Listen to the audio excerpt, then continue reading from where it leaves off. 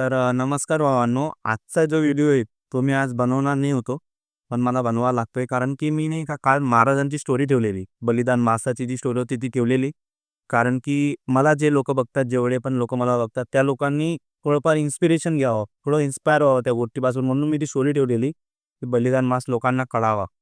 परंतु मला त्याच्यावर एक मेसेज आला, की "भावा, बलिदान मास पाळावा, तुझी स्टोरी ठेवली ती योग्य आहे, ठीक आहे. पण जे झालं ते झालं." मला फक्त त्याला एकच सांगायचं आहे, की "भावा, तुझ्या आई-वडिलांनी तुझ्यासाठी लहानून तुला मोठं केलं, एवढे उपकार केले. तू मोठा होऊन विसरशील का?" तसे महाराजांचे आमच्यावर खूप उपकार आहे. ते आम्ही कधी विसरू नाही शकणार. महाराजांनी आपल्यासाठी खूप काही सहन केलेले 40 दिवस. खूप क्रूर अत्याचार सहन केलेले आहेत आपल्यासाठी. तर ते उपकार आपण कधी विसरणार नाही. मला फक्त तुला एकच सांगायचं आहे. आणि दुसरी गोष्ट म्हणजे बलिदान मास कशासाठी व कसा व का पाळावा? तर भावांनो, बलिदान मास याच्यासाठी पाळावा कारण की आपल्या महाराज जे संभाजी महाराज यांच्यावर एक फितुरी झाली होती. त्या फितुरीमुळे महाराजाची अटक करण्यात आली होती. तर त्यांवर खूप क्रूर अत्याचार केले होते. 40 दिवस ते पण कंटिन्यूअसली 40 दिवस आपल्या महाराजांवर खूप अत्याचार करण्यात आले होते. तर ते अत्याचार असे होते की सगळ्यात आधी तर हाताचे जे नखं, ते नखं काढण्यात आले, पायातील नखं काढण्यात आले. मग केससुद्धा काढण्यात आले होते भावांनो. महाराजांचे केस. मग त्यानंतर महाराजांचे डोळे, महाराजांची जीभ. फक्त का?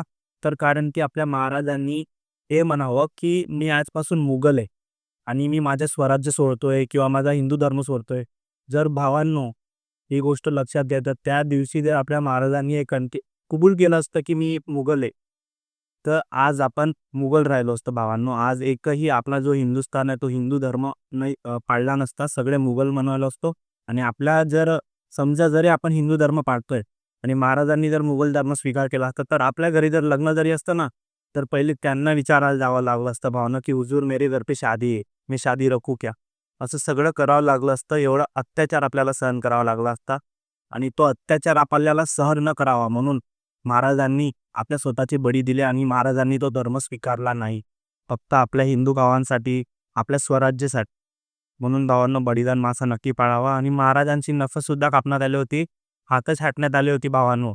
त्यांच्यावर उकळतं तेल टाकण्यात आलं होतं. मिठाचं पाणीसुद्धा टाकण्यात आलं होतं त्यांच्या जखमांवर आणि चमडीसुद्धा काढण्यात आली होती. एवढे सगळे क्रूर अत्याचार महाराजांनी आपल्यासाठी सहन केलेलं आहे. तर हे कधी विसरू नये. आणि मी तर असं म्हणेल, की महाराजांची शिवाजी महाराज झाले व संभाजी महाराज झाले आपले, तर यांचे जर आपण रक्ताने जरी पाय धुतले ना भावांनो, तरी त्यांचे उपकार फिटणार नाही. म्हणून आपण बलिदान मास हा पाळावा. आणि तर भावांनो, बलिदान मास हा कसा पाळावा?